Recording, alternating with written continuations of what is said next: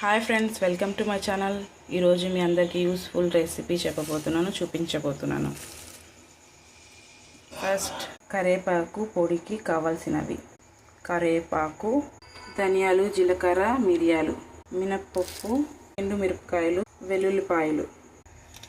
First అయితే పొయ్యి మీద బాండలి పెట్టుకోవాలి. బాండలి వేడైపోయిన తర్వాత కొంచెం నూనె వేయాలి. సిమ్లో పెట్టుకుని ధనియాలు, జీలకర్ర, మిరియాలు వేసుకోవాలి. సిమ్లోనే పెట్టుకోవాలి. ఇలా కలుపుతూ ఉండాలి. ఎక్కువగా కాల్చుకోకూడదు. ప్లేట్లో తీసుకోవాలి. ప్లేట్లో తీసుకున్న తర్వాత చల్లార్చుకోవాలి. ఆ బాండలిలో ఎండుమిరపకాయలు వేసుకోవాలి. సిమ్లో పెట్టుకొని వేసుకోవాలి. ఇవి ప్లేట్లో తీసుకోవాలి. ఇలా తీసుకోవాలి, చల్లార్చుకోవాలి. దాంట్లోనే మినపప్పు వేసుకోవాలి.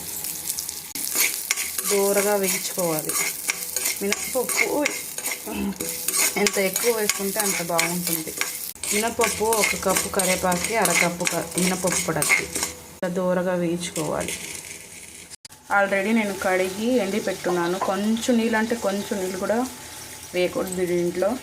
అదే బాండీలో 2 స్పూన్స్ నూనె వేసుకోవాలి. కరివేపాకు మొత్తం వేసుకోకూడదు, 2 సార్లులా వేసుకోవాలి. కరివేపాకు వేసుకోవాలి.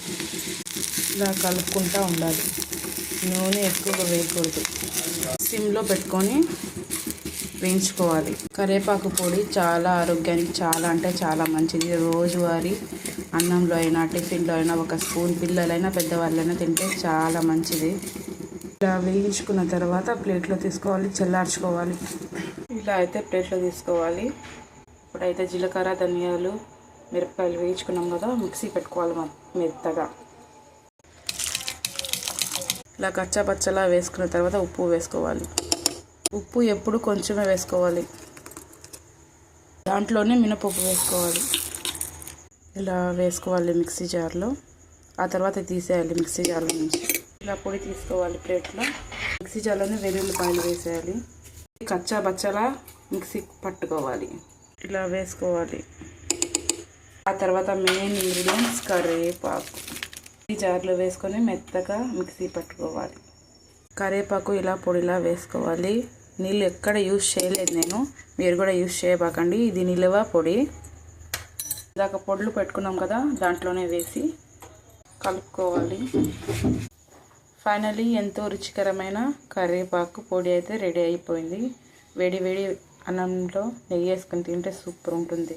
ఐ హోప్ ఈ వీడియో మీకు నచ్చినట్టయితే లైక్ చేసి, షేర్ చేసి, సబ్స్క్రైబ్ చేయండి. మరిన్ని వీడియోస్ కావాలంటే సబ్స్క్రైబ్ చేసుకోండి. Thank you.